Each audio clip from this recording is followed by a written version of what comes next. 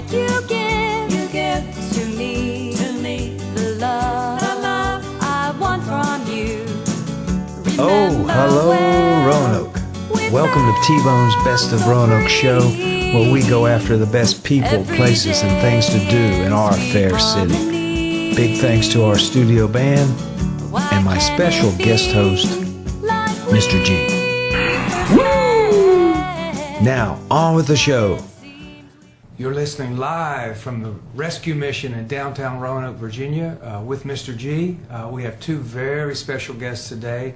A lady I consider the most interesting lady in the Roanoke Valley, and we're going to get into all of that. Marian McConnell. Marian, good morning. Good morning, Tim. Good morning, G. Hey, Marian. Nice to meet you. And with Marian is her trio bandmate, Randy Walker. Randy, good morning. Welcome to our show. Good morning. Glad to be here. You know, I want to talk about a lot of things, Marian and Randy. I want to talk about the rescue mission, your role here. I want to talk about your trio. I want to talk about the murder hole. I want to talk about Harley Davidsons, and then I want to talk about children's books. So that's a big plate. But let's get started. Marian, as the rescue mission goes, you're the tour guide here. Is that right? Well, I'm in development, and leading tours of the mission is one of my many jobs. We just celebrated our 70th anniversary last July, so the rescue mission is a homeless shelter for men, women, and children, and just celebrated 70 years. So we offer tours every Monday at noon, or you can contact me or one of us, and we'll be glad to show you around, because that really helps people understand exactly what we do to help get people back on their feet. And you've been a volunteer here for how long? Well, I'm actually a part-time employee here. You and I both worked for the VA. I worked for the Veterans Affairs 39 years. And I started working here in 2015, so about 4 years, and absolutely love being able to help serve people. As an outsider, and given these tours and knowing what you know about the rescue mission, having worked here, what are 2 or 3 things, Marian, that people would be surprised to know about the rescue mission that have never been here? Well, again, we are a homeless shelter for men, women, and children. We have an average of about 300 folks staying with us every night. We provide safe shelter, 3 meals a day. But we do so many different things, and one of the most amazing things is that we do not take any federal, state, or city funding. The whole rescue mission is funded by individuals and groups, grants and churches, and there's something for everyone to do here, whether it's come down and volunteer with us in many of our different areas.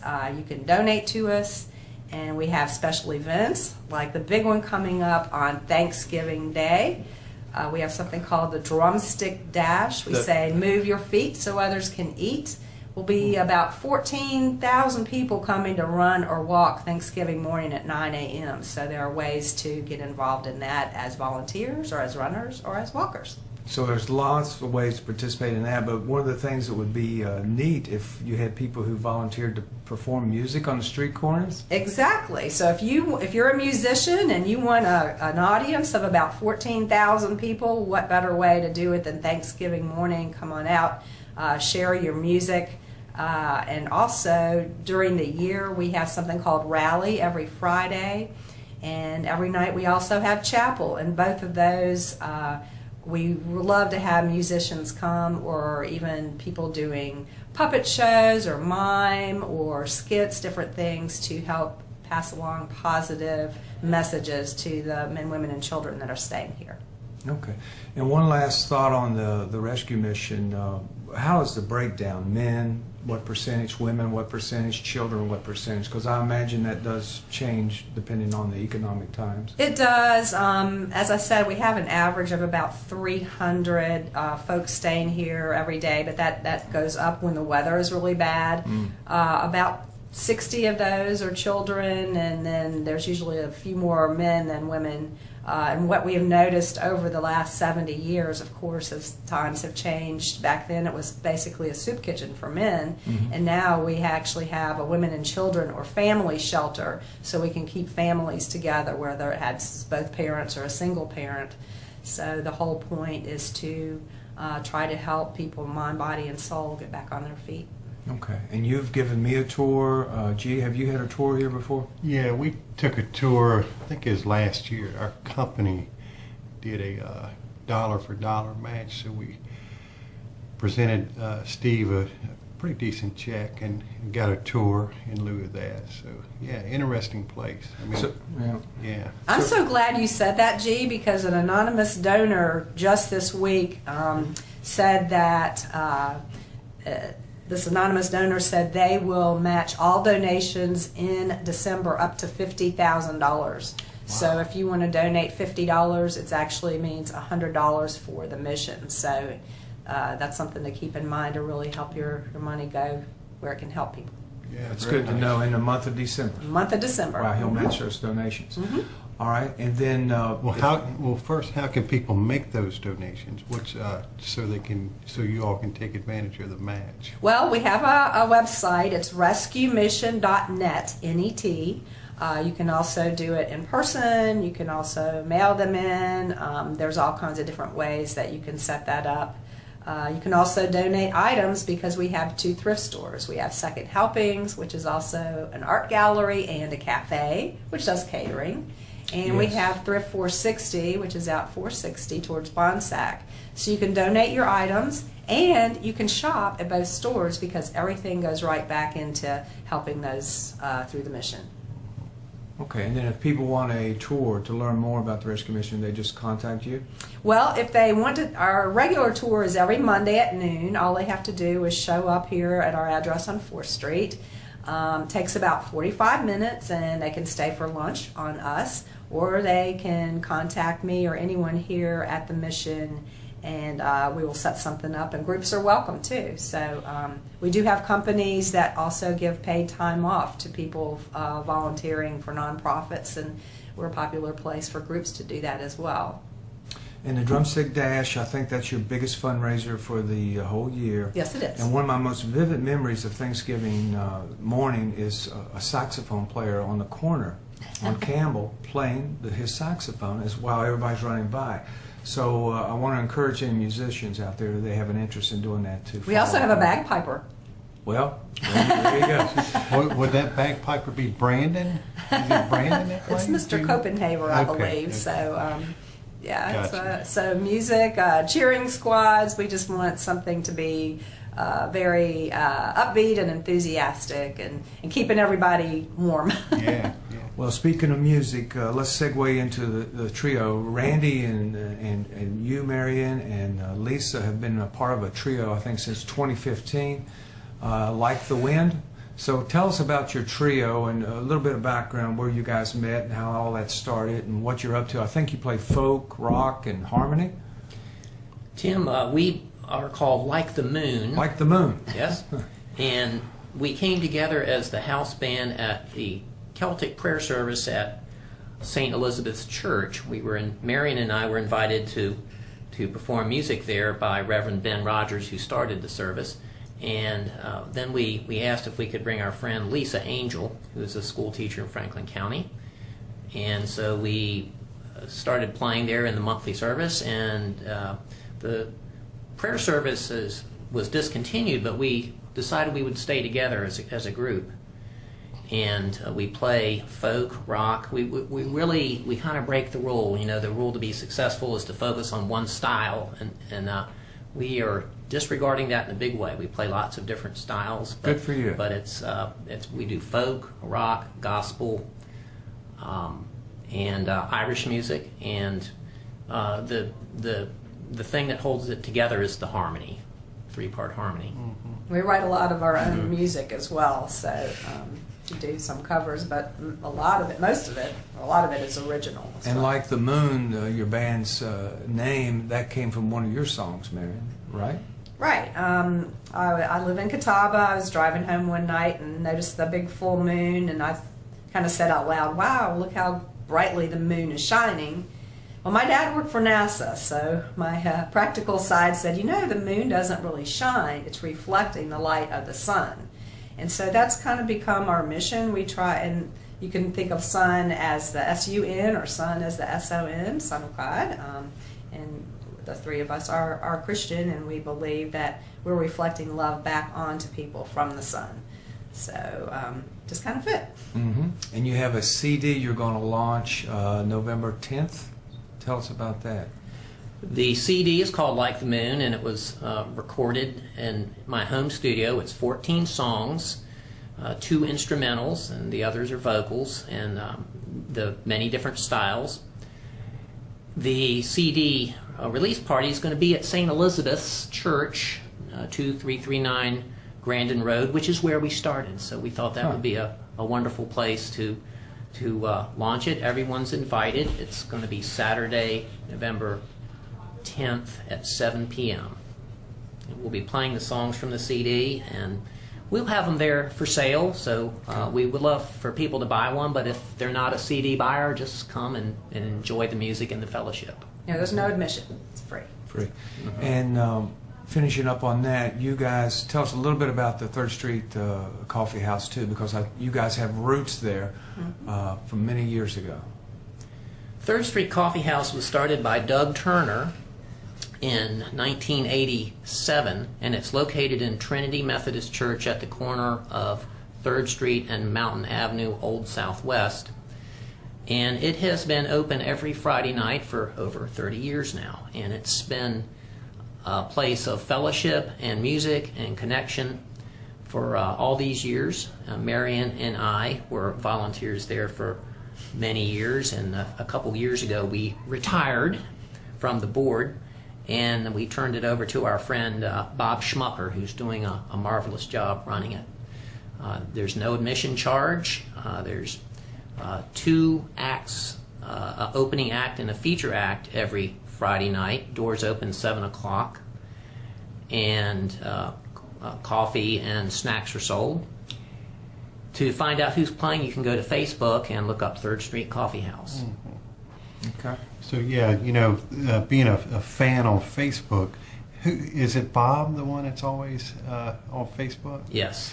Some of those groups that he brings in are just fascinating, and I just regret I've never been out there. But how would you compare the coffee house to maybe the Spot on Kirk Avenue? Is it a close kind of kinship there, you think? The coffee. Are you familiar with the Spot, first off? I haven't been there since it was the Kirk Avenue Music Hall. Yeah, right. Which was a wonderful listening room. So, And- and the reason why I ask is because the coffee house gets, there was someone from Alaska a couple We've months had ago. people as far away as Ireland and Scotland come Yeah. play, in Florida. We have such a long history going back to 1987, and a lot of traveling musicians set up venues, as they're traveling around the country. Yeah. So by word of mouth of other musicians, we've just had wonderful nationally acclaimed musicians, as well as local people as well. Let me ask you this: do you have to pay them to play there, or do they just stop in and just say, "Hey, We this pass the place- hat. We are nonprofit, so it's always been there's no cover charge. We pass the hat, and the featured performer gets whatever is collected that night. Plus all the we're coffee also and donuts smoke they can free, drink. and we're also there's no alcohol, so it's Right. not a bar. And Right. people go to truly hear the music. We only seat under 90 people, so it's small. You get to meet the musicians. It was set up by the Boy Scouts to be a log cabin interior, so that it's log cabin lined walls, and the Boy Scouts footprints are on the ceiling in black paint, barefoot Yeah. footprints That's nice. with the dates and things. So it's a very unique, friendly, welcoming, safe environment.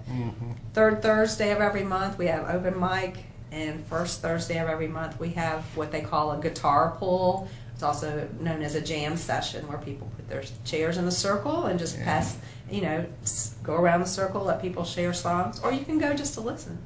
Tim, we'll have to do that. No kidding. I mean, I'll see some of the performers. I mean, you've got people from Nashville, and just all over the place stop at that coffee house. It's really intriguing.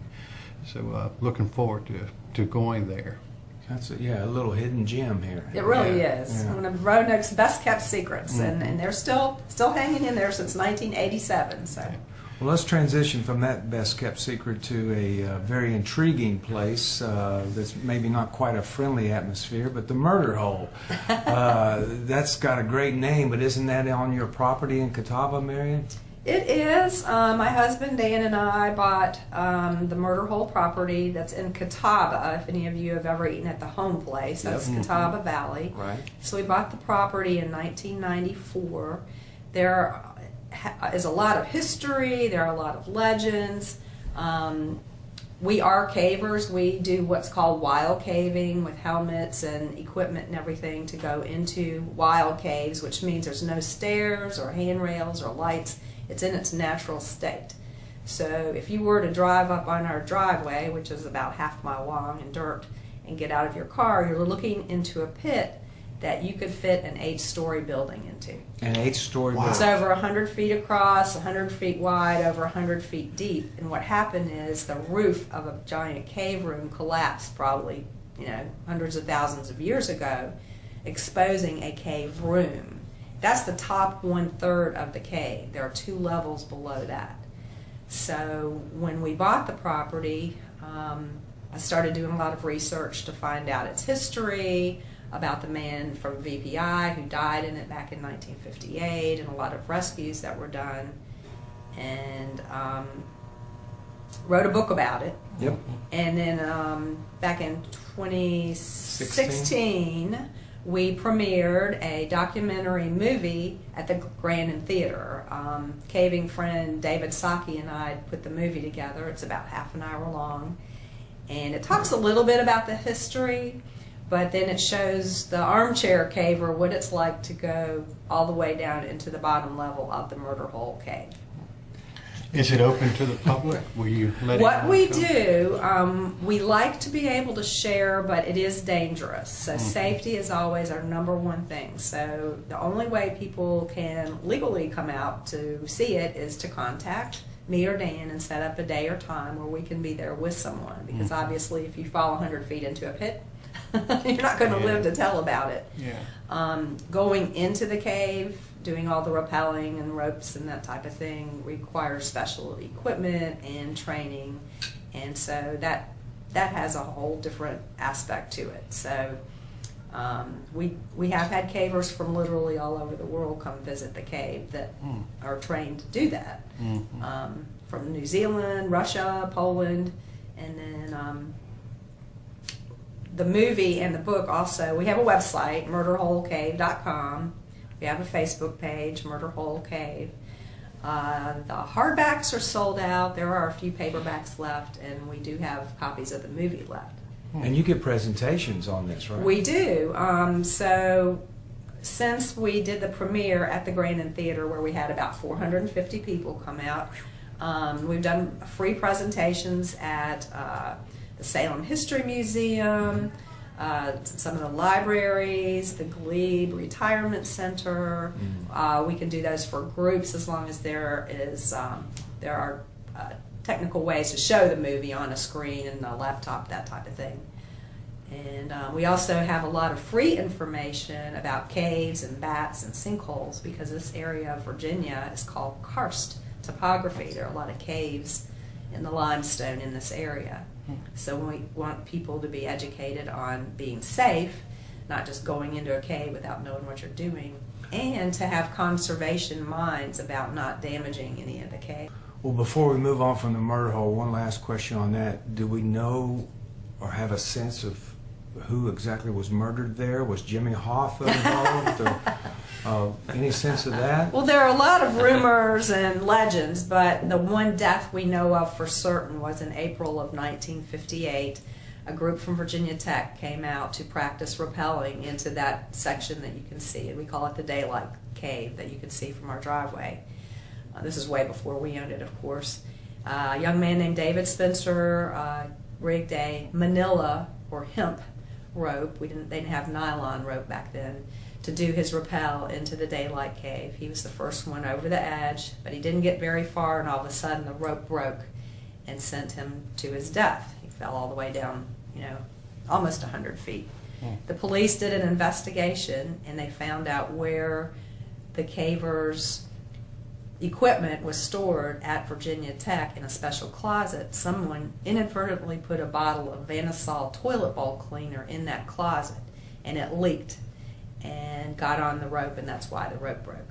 So that whole story and his picture, the whole story is one of the many things that's in the book.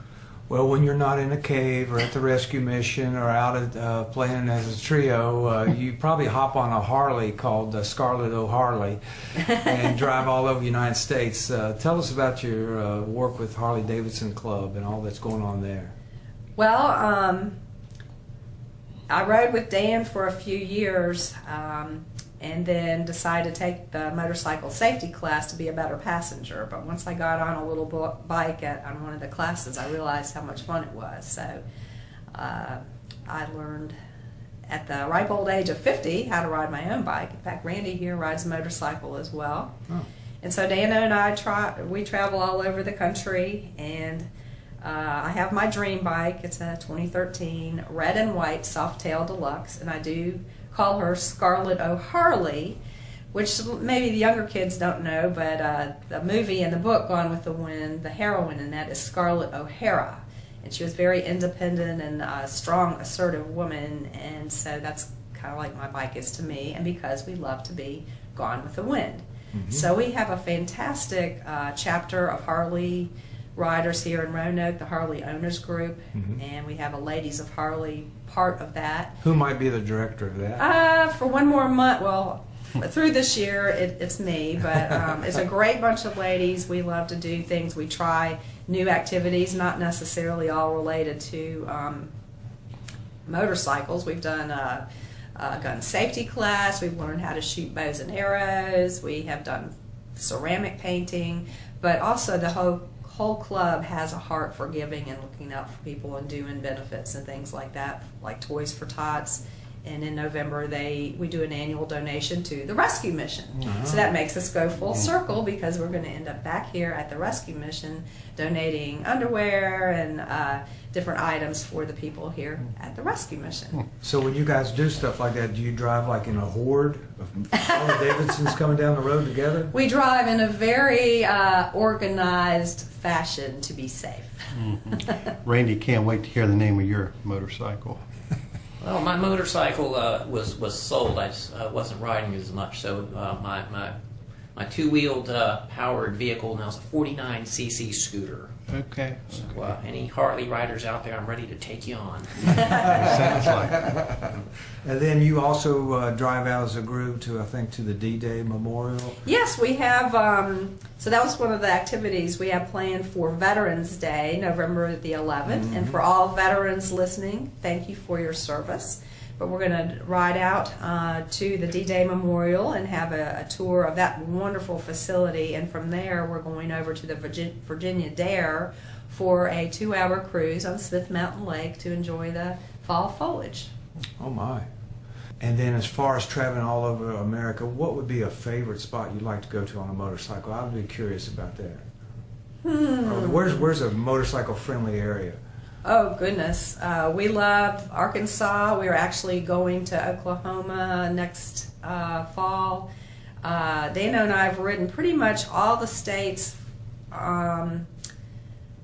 south of I-40. And what we would like to do is go to some of the states up north, like South Dakota and Wyoming and all of those. Because we ride to them. We don't trailer the bikes. So we need time, and we try not to go over about 300 miles a day so we can actually enjoy it. It's not what they call an iron butt is where you do 1,000 miles in one day. We're not into that. That's an official iron butt. Yeah, if you do 1,000 miles in a 124-hour period, we're a little too wise for that. I was not aware of that. Gee, have you ever driven a motorcycle? I have, yeah. Okay. One time, maybe 100 yards. Well, that would be a marshmallow butt then. Yeah, probably so. Yeah. Well, okay, the last thing I want to hit on, Marian, is, for the future. I know in April of 2019, hopefully there's a children's book coming out, and you're involved in that. Tell us about that. Well, I don't want to, it has to do with rescue donkeys, and some friends of mine were inspired by their father slash husband. I mean, it's the daughter and the wife of someone who passed on, and so they were telling me about this book they were writing, and so I offered to do their artwork for them. So I'm learning a lot about donkeys, or burros as some people call them, and we're very excited to. There'll be a lot more. Maybe we could do a whole other show about that when it comes out in April. Okay. So But the authors are local? yes. Excellent. Okay. All right. Well, I think that's enough to keep you busy for a month or so. As we wrap up, any last words, G or Randy or Marian, any last things you want to highlight? Yeah, how did you two meet? Because you seem to have a lot of same interests and do a lot together. We do. We met at Unity of Roanoke Valley almost 30 years ago. We've been friends all that time, and we played music off and on for years before we finally officially formed the band, which is Like the Moon, and you can look us up on the internet on likethemoonband.com, and we also have a Facebook page. And we're going to include tracks from your new CD as bumper music on this presentation. We appreciate that. Hope you enjoy it. And like Randy said, we do a lot of different styles, and we do like to write our own music too. So this is a wonderful opportunity for us. We already have another one kind of in the works. Yeah. So. Yeah, I can vouch for the music. I've heard you a few times at the Celtic service. Just good stuff to listen to. Well, Randy and Marian, thank you so much. I've learned a lot, and I've always admired your work, Marian, from afar. So keep up the good work. You guys are just a big, big asset to the Roanoke Valley. Thanks for being with us. Well, Thank thanks for you. having us.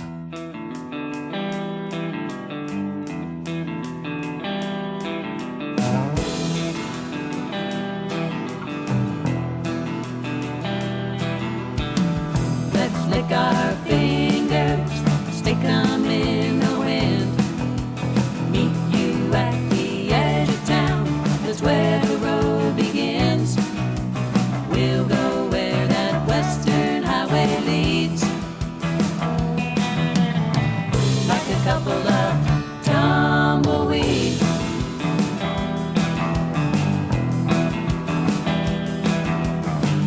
We don't need roots when we got these wheels. The roads are only home. The only thing that's real. Ain't got time to plant any seeds. Like a couple of tumbleweeds.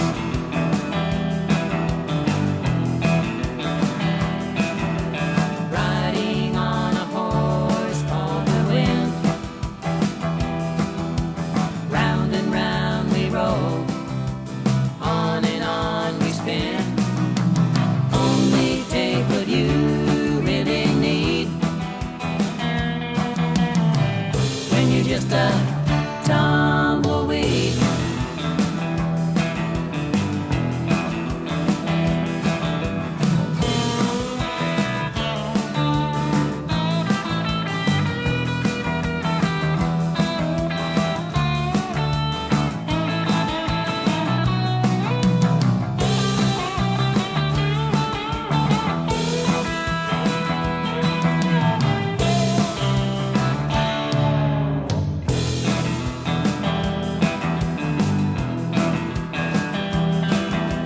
Riding on a horse called the wind. Round and round we roll, on and on we spin. Only take what you really need. When you're just a tumbleweed.